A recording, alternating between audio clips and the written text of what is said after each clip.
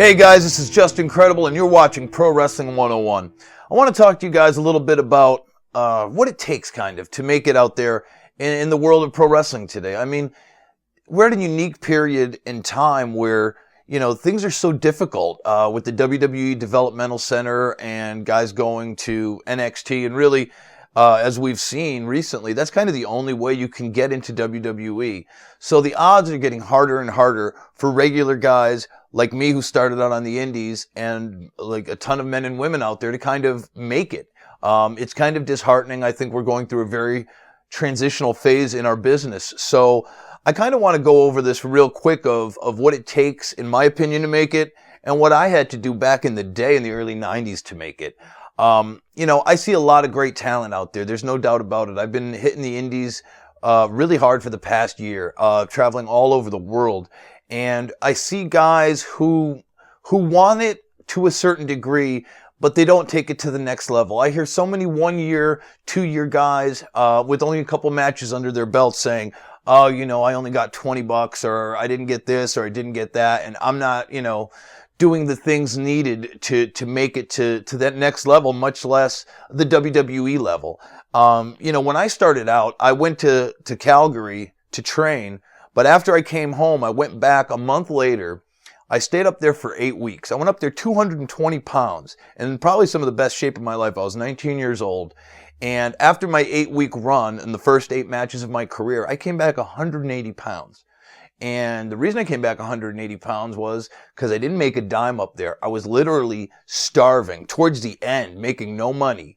I was stealing $1.80 in like change from the guy's room that I was staying at to buy chocolate milk. And I'd drink a gallon of chocolate milk, basically for nutrients for that day. You had to do whatever it took, whether it was driving 300 miles each way to make a shot or, doing the necessary things to get exposure and to prove yourself. Too many times I think we get very spoiled and we feel the business owes us something. Well, I mean, me at 40 right now, I'm going through the things that I went through at a young age to try to just earn a living in this business, much less making it to that next level, which is, of course, where we all want to be.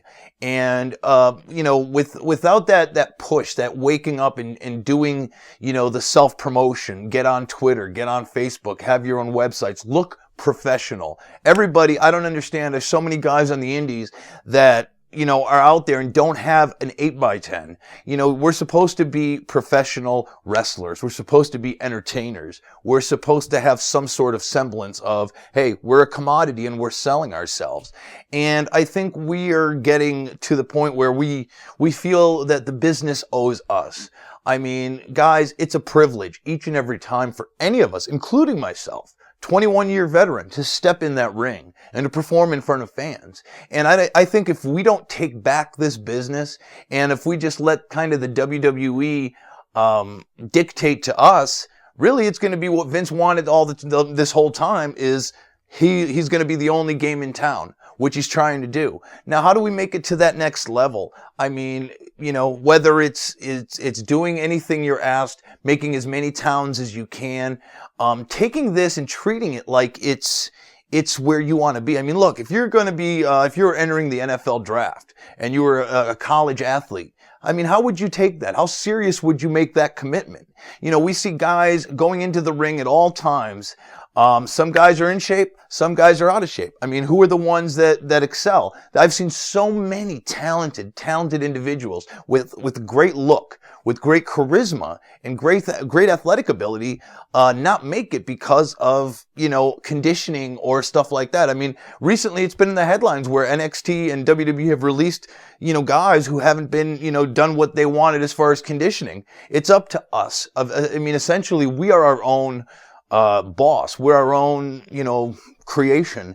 And I mean, we sometimes look for the promoter or the other guy to take us into that direction. Really, it's, and I've learned this through hard knocks and through success and through failure, is we got to take it to where we want it to go. Realistically, we're the ones that captain this ship. And it's up to us. Look, I mean, not every break is going to go our way, but I mean, there's still enough out there with Ring of Honor, TNA being where it is still today, independents are still flourishing. I mean, Japan, Mexico, they're still wrestling. We just got to be willing to do whatever it takes. And it ends up being who wants it the most. You know, of course, it's going to, you know, guys get some breaks. I mean, my career, I got some amazing breaks early on, but there's other guys like Colt Cabanas and the CM Punks who made their own breaks. So really, guys, it just comes down to desire, work ethic, and just, I mean, being ahead of the curve, thinking outside the box. But really, guys, you know, take it seriously if you want to get to that next level. If you want to be a weekend warrior, that's cool. There's nothing wrong with that. And I applaud guys that want to do this for fun. But others, we want to make a living at it. So I challenge everybody out there who wants to take it to that next level to, you know, to present yourself as a professional. Look the part. Get your 8x10s, and when you're at, you know, and when you're outside of the arenas, act like a professional. To promoters, act like a professional, and then you'll be treated like a professional. Perception is reality, as Vince McMahon once said to me, and that could be, you know, that is the truest statement I've heard in this business. I'm Just Incredible, and that's Pro Wrestling 101.